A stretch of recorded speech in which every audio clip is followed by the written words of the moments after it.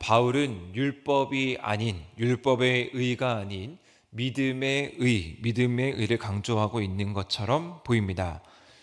제가 강조하고 있는 것처럼 보인다라고 말씀드린 이유는 바울이 유대인들에게 말하고자 하는 목적, 또 그 당시 사람들의 배경 속에서 이 말씀을 이해해야 하기 때문입니다.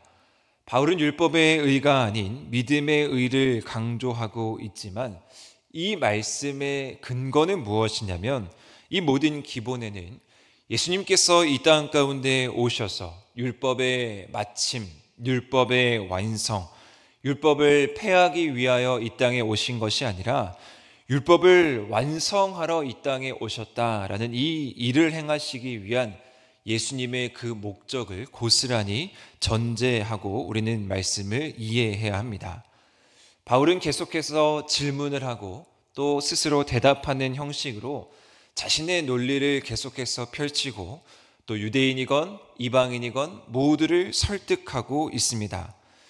바울이 믿음을 강조하면서, 믿음의 의를 강조하면서 벌어지는 문제가 무엇이냐면, 당시 바울이 이제 유대인들에게 어떤 존재였냐면요, 바울은 이제 유대교를 떠나서 기독교라는 어떤 새로운 종교를 만든 자로 여겨지는 인물이 바울이었습니다.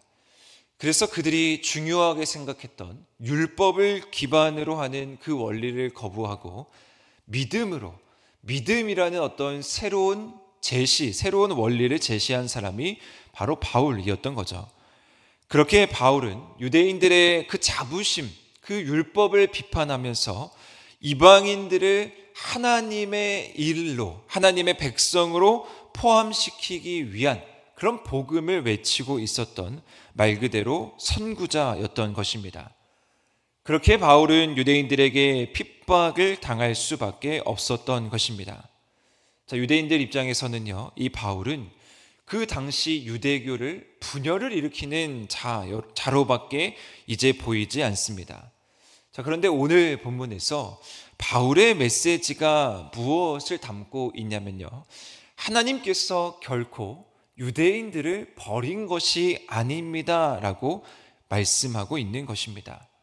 그래서 어제 주말 본문에서 보시면요, 계속해서 유대인들의 남은 자들, 이스라엘의 남은 자들에 대해서 설명하고 있습니다. 하나님께서는 이 남은 자를 통해서 분명히 하나님의 계획하심이 그 가운데 있다라는 것입니다.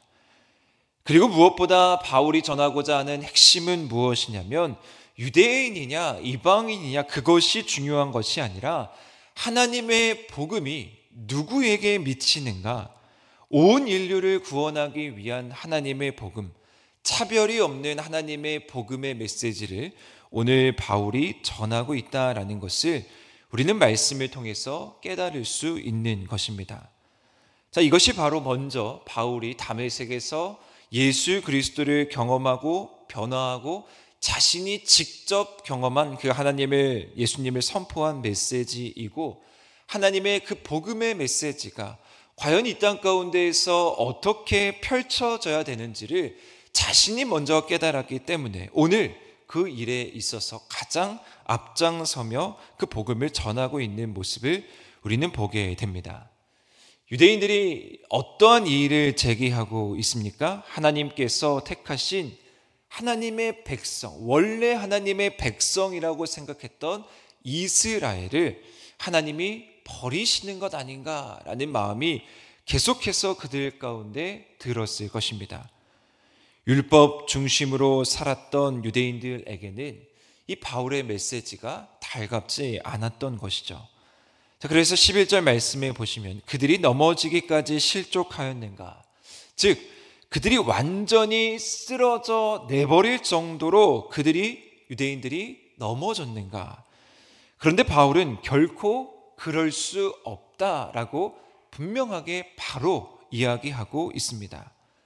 이스라엘의 넘어짐 가운데에도 분명히 그 가운데 하나님의 목적이 있다라는 것이죠. 11절 하반절 말씀에 보시면 그들의 넘어짐으로, 즉 이스라엘의 넘어짐으로 말미암아 구원이 이방인에게 이르게 되고 또 한 가지 더 이스라엘로 식이 나게 하려 함이니라 라고 기록하고 있습니다. 하나님께서는 이방인들을 구원하기 위해서 이스라엘을 사용하셨고 그 이스라엘의 넘어짐 또한 하나님의 원대한 구원 계획의 일부이다라는 것을 분명하게 이야기하고 있는 것이죠. 그렇기 때문에 계속해서 로마서 말씀을 통해서 살펴보는 사실, 하나님의 주권적인 선택, 누군가를 선택하고 누군가를 넘어지고 누군가를 긍휼히 여기고 누군가를 완악하게 여기는 그 모든 것이 인간의 눈에 있어서는 실패한 것, 부당한 것이라고 여길 수 있지만 하나님의 원대한 계획 속에서는 온 인류를 구원하기 위한 하나님의 계획하심이 그 가운데 있다라는 것을 우리는 볼 수 있는 것입니다. 바울의 복음의 메시지, 아니 하나님의 복음의 메시지는 바로 그렇습니다. 온 인류를 구원하기 위한 하나님의 마음. 하나님의 구원 계획은 결코 한 민족, 한 백성, 물론 이스라엘로부터 선택되어 그 복음이 거기서부터 펼쳐진 것은 맞지만 하나님이 온 인류를 창조하시고 하나님이 아브라함을 부르실 때부터 주신 약속의 말씀이 무엇입니까? 너는 온 민족의 열국의 아버지가 될 것이다. 그때부터 하나님께서는 모든 민족을 품고 모든 민족을 구원하시기 위한 그 놀라운 계획이 있었던 것입니다. 따라서 이스라엘의 넘어짐은 그들의 남은 자들을 통해서 일하시는 하나님을 볼 수 있게 되는 것이고, 이스라엘의 넘어짐을 통해서 이방인들을 구원할 수 있는 놀라운 계획이 성취될 수 있는 그 일을 다 감당할 수 있게 되는 것입니다. 그래서 13절 말씀에 보시면 바울은 자신을 그러한 사명을 가진 이방인의 사도라고 자신을 소개하고 있습니다. 그리고 그 직분을 영광스럽게 여긴다라고 이야기하고 있는 것이죠.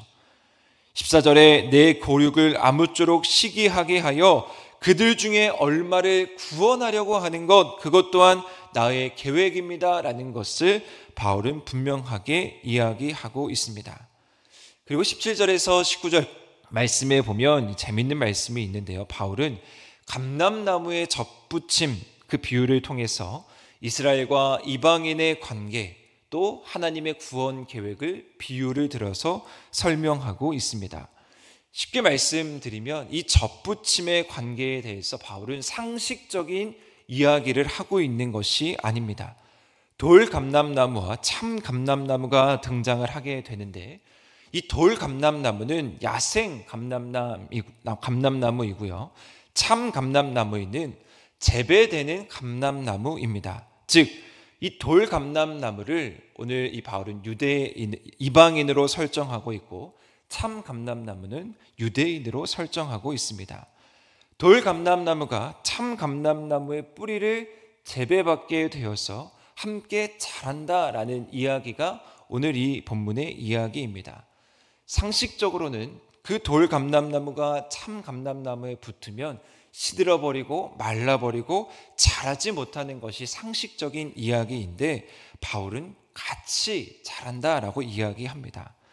자, 이 이야기를 통해서 바울이 말하고자 하는 바가 무엇이겠습니까? 두 가지를 말하고 있는 것입니다.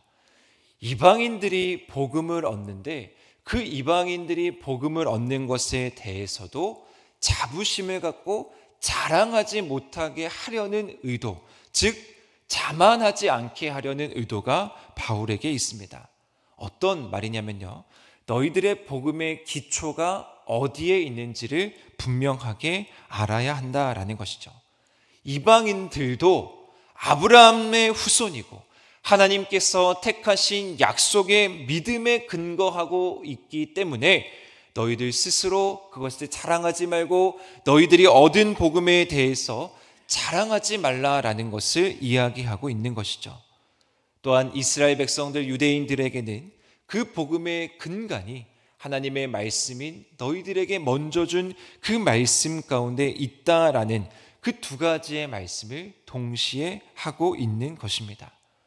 바울은 뭘 얘기하고 있냐면, 하나님께서는 유대인도 하나님께서는 이방인도 누구 하나를 버린 것이 아니라 동일하게 하나님의 말씀에 근거해서 누구나 잘할 수 있도록, 누구나 동일하게 영양분을 줄 수 있도록 그 말씀에 근원을 하고 있다라는 것을 분명하게 이야기하고 있습니다.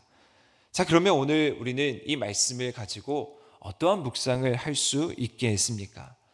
하나님의 놀라운 구원 계획이 오늘 우리에게도 미쳤다라는 것이 큰 은혜라는 사실이죠. 오늘 우리가 복음을 받고, 오늘 우리가 복음을 깨닫고, 오늘 우리가 복음을 누릴 수 있다라는 것이 얼마나 귀한 일인지를 우리는 깨닫게 되는 것입니다. 놀라운 하나님께서 허락하신 그 값없는 사랑을 우리가 받게 되었고, 이방인이건 유대인이건 그것이 중요한 것이 아니라 우리 모두가 하나님의 자녀로 하나님의 자녀가 되는 권세를 얻게 된 것. 그렇기 때문에 오늘 우리가 이 놀라운 복음의 은혜 안에서 지녀야 하는 자세는 무엇이냐면 바로 겸손함입니다. 겸손한 자세로 주님을 온전히 받아들일 때, 나에게도 주어진 이 복음을 받아들일 때 비로소 하나님의 놀라운 구원의 역사가 우리 삶 가운데도 이루어지게 되는 것이죠. 하나님은 복음의 능력을 받는 유대인에게 또 복음의 능력을 받는 이방인에게 동일하게 요구하고 있는 것은 무엇이냐면 겸손입니다. 겸손하게 복음의 능력 앞에서 우리 그리스도인들은 낮은 자세로 주님을 의지하고 주님만을 바라볼 수 있어야 합니다. 오늘도 나를 구원하신 하나님, 이 모든 것이 어떠한 이유, 어떠한 상황을 다 이긴다라고 고백하시면서 하나님의 복음의 능력이 오늘 우리 삶 가운데 펼쳐지는 것이 얼마나 고귀한 일인지를 깨닫고 나아가실 수 있는 귀한 하루 되시기를 바랍니다. 하나님을 경외하는 믿음, 이 믿음이 얼마나 값진 믿음이고 오늘도 우리가 그렇게 살아갈 수 있다라는 것이 얼마나 값진 하루인지를 우리가 고백하면서 오늘도 각자의 자리에서 승리하며 나아가는 우리 하늘의 모든 성도님들 되시기를 주님의 이름으로 간절히 축원드립니다.